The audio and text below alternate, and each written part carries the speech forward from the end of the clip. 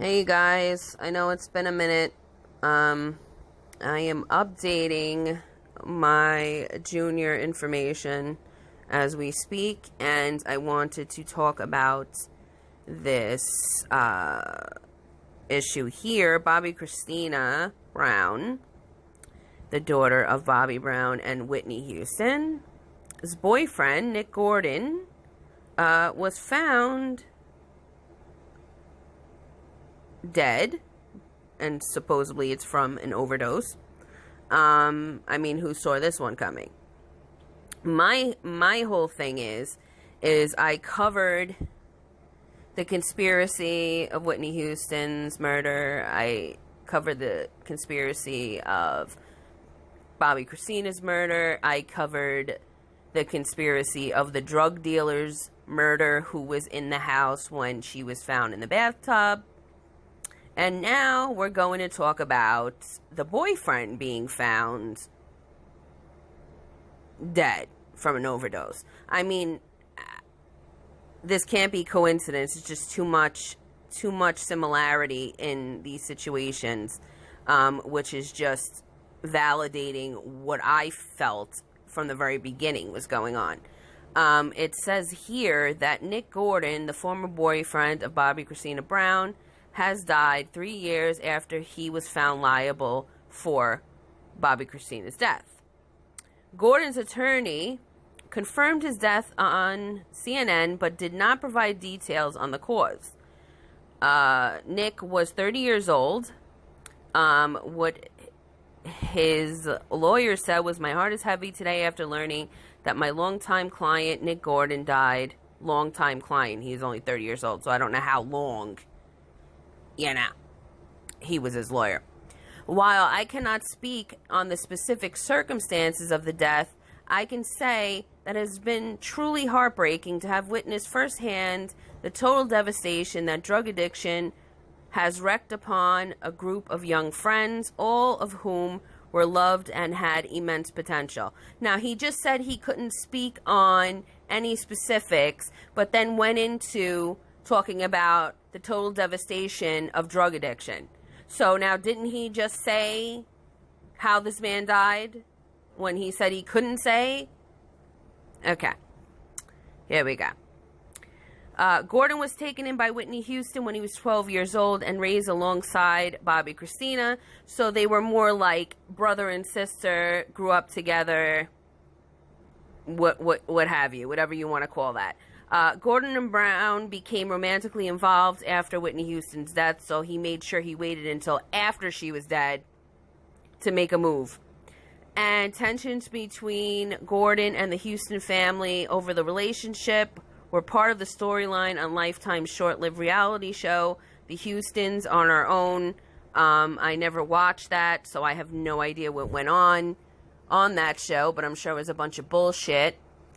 Their relationship was thrust into the spotlight after it became public, followed by the death of Brown after she was found unresponsive in the bathtub in January of 2015.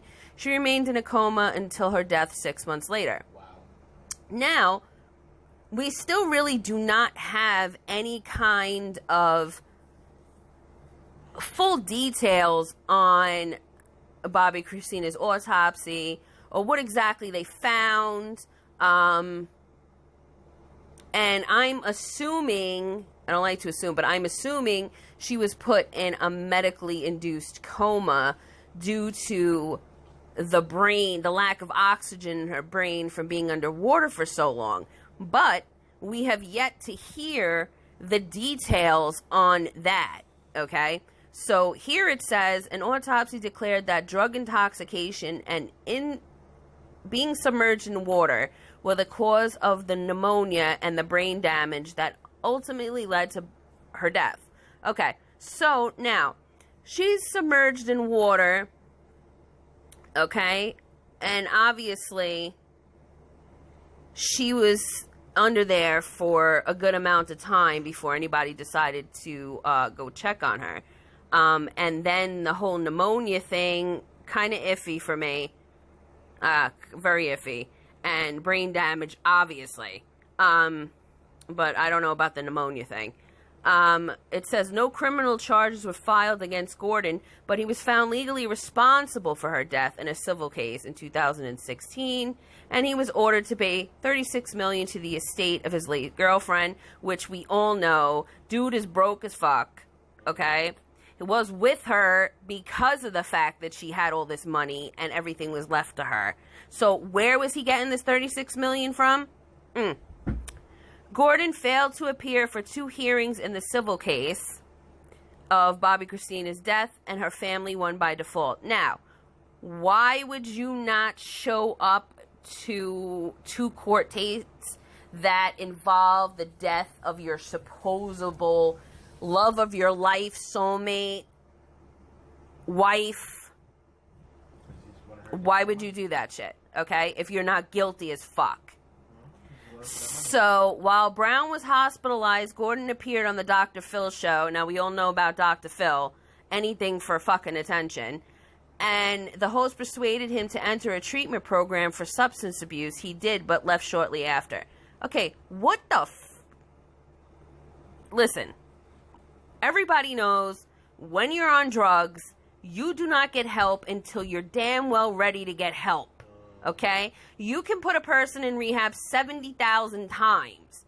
If they're not ready to clean up, they're gonna leave. Point blank, period.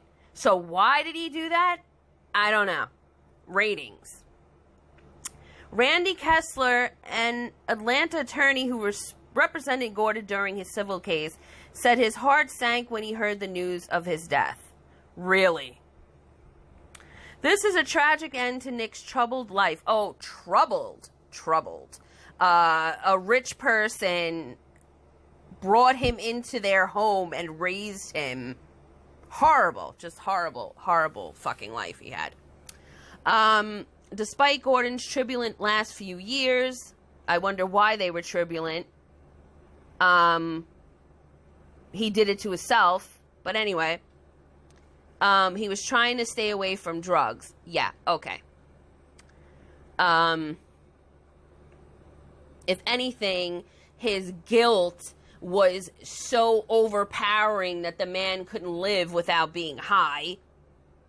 He worked hard to hold his head up and stay sober, but generally wanted a happy, healthy life with his family more than anything else. Well, if that's really what you wanted, and you were so concerned about family, why was Bobbi Kristina submerged in water for that long without somebody deciding to go and check on her? And if I recall correctly, it was the guy who was supplying them with the drugs that suggested that they should go and check on her. It wasn't even her boyfriend. But anyway, Nick leaves behind, and to any other families dealing with the losses and heartache caused by drugs and just evil shit in general. Nick's brother, Jordan Walker, said he had talked to him the night before. We all love you no matter what, and we're all staying strong for you, he posted on Facebook. Okay, of course. Well, your family's going to love you no matter what. His death comes nearly 8 years after Whitney Houston was found dead in a bathtub at 48 years old. And then Bobbi Kristina was found in a bathtub. I mean, come on.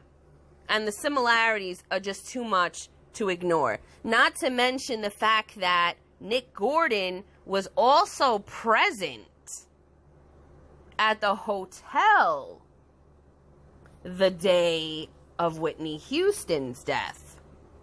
Now, what are the odds of that? No odds at all, my friends. No odds. Just put everything together. 2 + 2 = 4. End of discussion. I don't care what anybody says. If you look at this situation, you will see it for what it is. Okay?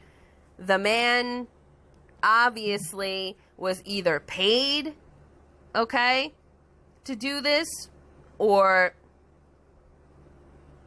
he did it on his own, but I'm kind of thinking he was paid, and, you know, because money talks and everybody's worried about fucking money. So, it says here also that he had suffered a number of heart attacks on New Year's Day and was rushed to intensive care unit in Almonte Springs Hospital, where he eventually died. Okay, a 30-year-old having multiple heart attacks. Of course you would if you were sniffing 38 bowls of cocaine, okay, in one sitting.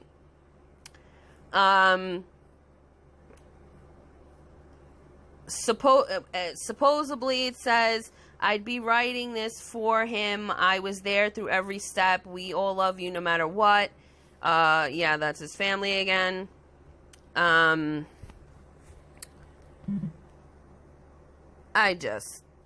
can't.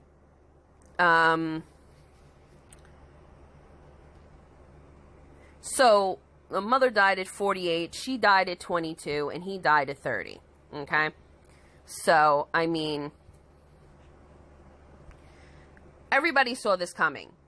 I mean, anybody who is into any conspiracy theory, or anybody who's just aware of things that maybe other people are not aware of, okay, would see the signs of this going and how it's you know, playing out.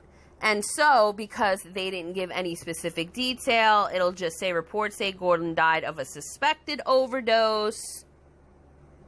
But if his lawyer was like talking about, you know, how drugs ruin family. So, now it says here, as you recall, Gordan and a friend found Whitney Houston's daughter in the bathtub. He wasn't a friend. He was his drug dealer. So she, yeah, I was right. She was placed in an induced coma. She suffered irreversible brain damage and remained unresponsive and passed away on July 26, 2015. Now, when you're told that somebody has severe brain damage, it's pretty evident, and it would take a miracle on 34th Street to fucking bring this person back to the way they were, that they were just going to be a vegetable regardless whether they came out or not. So why they kept her in an induced coma for 6 months? Could it be just selfishness? They didn't want to let her go because, I mean, it didn't help her none. Okay? And I don't understand why they sued him like he has any fucking money to begin with. I don't get it. It says here that he also moved to Orlando, Florida a few months ago. So, I guess he was trying to start a new life of some kind. But remember, drugs are everywhere, so it doesn't matter where you move, you're going to find drugs. Okay? It's like, you know, a moth to a flame. You're going to find it. So, I think what I'm going to end this with is just the fact that this dude was responsible for 2 deaths, not 1. Okay? Then the guy who supplied him with the drugs dropped dead. Okay? And I think that was also another planned one because he knew too much and maybe he was threatening to open his mouth and somebody had to shut it for him. Okay? So now we got Nick Gordan. So now, was Nick Gordan about to fucking open his mouth about something? Was he about to bring some light to the 2 situations? Possibly. They had to do away with his ass too. So, I'm just going to leave you guys, okay, with that information. And if you are at all interested in my Whitney Houston murder video and my Bobbi Kristina video, I will link those 2 below so that you can